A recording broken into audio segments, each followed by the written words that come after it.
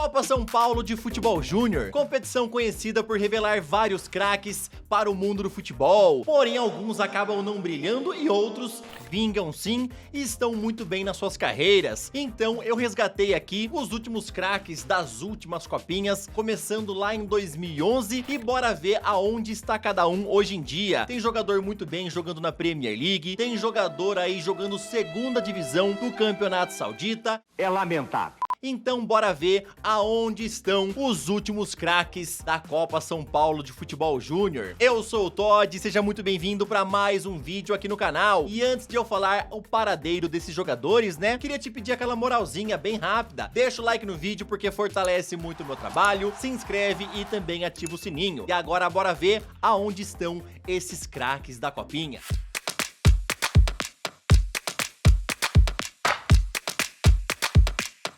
Campeão com o Flamengo em 2011, Guilherme Ferreira Pinto, mais conhecido como Negueba, foi eleito craque daquela edição da Copinha. O atacante subiu para o profissional do Flamengo depois e ficou conhecido nacionalmente, mas acabou não emplacando como se esperava. Ele rodou por vários clubes, como por exemplo Coritiba, Grêmio, Atlético Goianiense, Ponte Preta e Londrina. Depois ele foi se aventurar no futebol do exterior, onde também acabou não brilhando. Hoje, com 31 anos, Negueba defende o Port FC lá da Tailândia. Vice-campeão e craque da Copinha de 2012, Marcos Júnior subiu para o profissional do Fluminense logo em seguida e defendeu o clube por alguns anos, sendo inclusive campeão brasileiro em 2012. Ele continuou no time das Laranjeiras até 2019, onde saiu após o fim do seu contrato e foi para o Yokohama Marinos do Japão. Atualmente com 30 anos, o atacante trocou de clubes no país e agora defende o Sanfrecce Hiroshima, onde na última temporada ele marcou 4 gols em 34 jogos. O melhor jogador da Copa São Paulo de Futebol Júnior de 2013 foi Leandrinho. O volante campeão com o Santos subiu para o profissional logo em seguida, mas não conseguiu se firmar no Peixe, onde ficou até 2026. Depois ele rodou por Rio Ave, Vitória de Setúbal, Avaí, até ficar sem clube em 2021. Depois ele foi contratado pelo Mafra de Portugal e hoje com 29 anos ele ainda joga futebol, onde disputa a segunda divisão do Campeonato Saudita pelo Al Jandal.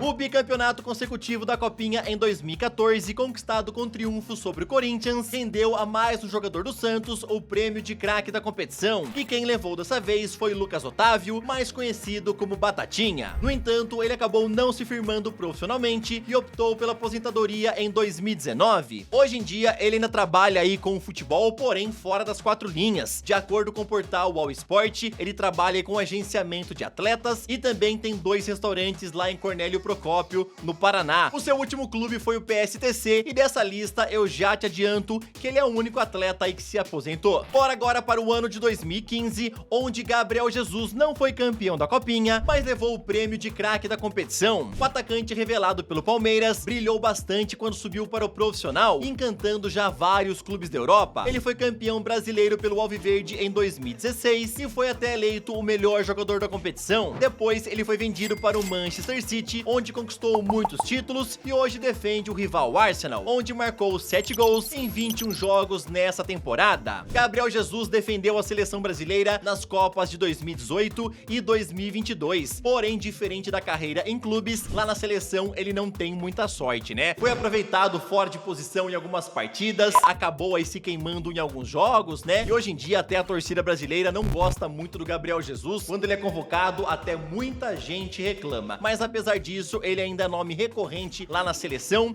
e a pergunta que fica é a seguinte, né? Ele conseguiu jogar bem pelo Palmeiras, jogou bem pelo City lá com o Guardiola, joga bem agora com o Arteta lá no Arsenal, mas por que será que Gabriel Jesus não consegue vingar na seleção, né? O Flamengo venceu o Corinthians nos pênaltis e ficou com o troféu da Copa São Paulo de Futebol Júnior no ano de 2016. Felipe Vizeu foi o grande nome daquela campanha, levando o prêmio de craque da competição e logo ganhou chances na equipe profissional rubro-negra. Com a camisa do Flamengo, ele teve destaque e foi vendido para o Udinese em 2018. Porém, Felipe Vizeu acabou não vingando e acumulou passagens por vários clubes, onde também não teve destaque. Hoje em dia, com 26 anos, o atacante defende o Criciúma. Campeão com o Corinthians em 2015, Pedrinho subiu logo em seguida para o time profissional e se firmou ganhando bastante destaque. Com isso, ele chamou a atenção do futebol europeu e foi vendido para o Benfica em 2021. Depois depois de apenas um ano lá, ele já foi vendido para o Shakhtar Donetsk da Ucrânia. Pedrinho passou o último ano emprestado no Atlético Mineiro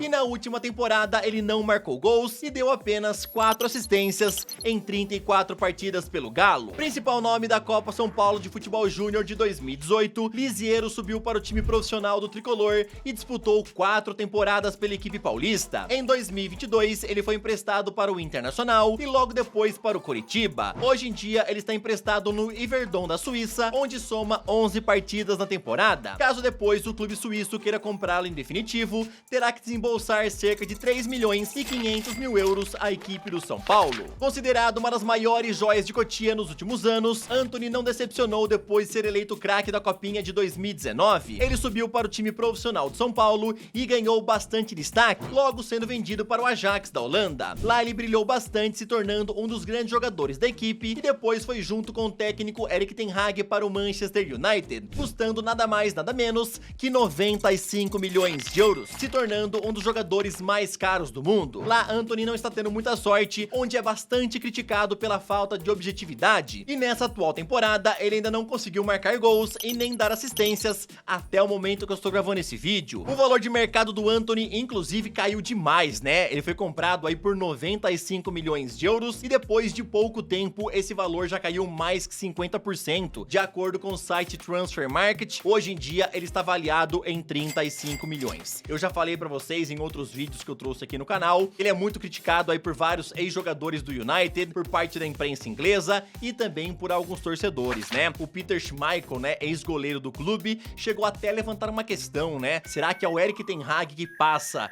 todas as coisas erradas aí pro Antony, por isso que ele não está jogando bem? Ou será que realmente o jogador foi super valorizado e não é tudo isso que se pensava? Eu sinceramente torço para que o Antony dê aquela virada na carreira e já volte a mostrar aquele bom futebol da época do Ajax. Lembrando a vocês também que o Manchester por completo não vem jogando bem, né? Não é apenas o Antony. Destaque da Copinha de 2020, Praxedes ganhou oportunidade no time principal do Internacional logo em seguida e foi vendido no ano seguinte para o Red Bull Bragantino por quase 37 milhões de reais. Nessa última temporada, ele passou os últimos 6 meses emprestado à equipe do Vasco e tudo indica que agora seu empréstimo deve ser renovado, com ele ficando lá no Cruz Maltino até dezembro desse ano. O melhor jogador do título inédito do Palmeiras em 2022 foi Endrick, e ele teve uma ascensão meteórica na equipe alviverde, assinando seu primeiro contrato profissional com apenas 16 anos. Depois, ele já ganhou chances na equipe principal com Abel Ferreira e nessa última temporada foi peça fundamental no título do Campeonato Brasileiro, onde inclusive ele foi eleito a revelação do campeonato. Endrick já tem passaporte carimbado para a Europa, pois foi vendido para o Real Madrid em uma operação que pode atingir 407 milhões de reais. Nesses últimos dias, ele já foi inclusive conhecer as instalações do Real Madrid, conheceu o Carlo Ancelotti, conheceu os futuros companheiros de equipe, né? Conversou com o Rodrigo, com o Vini Júnior, Toni Kroos, Modric,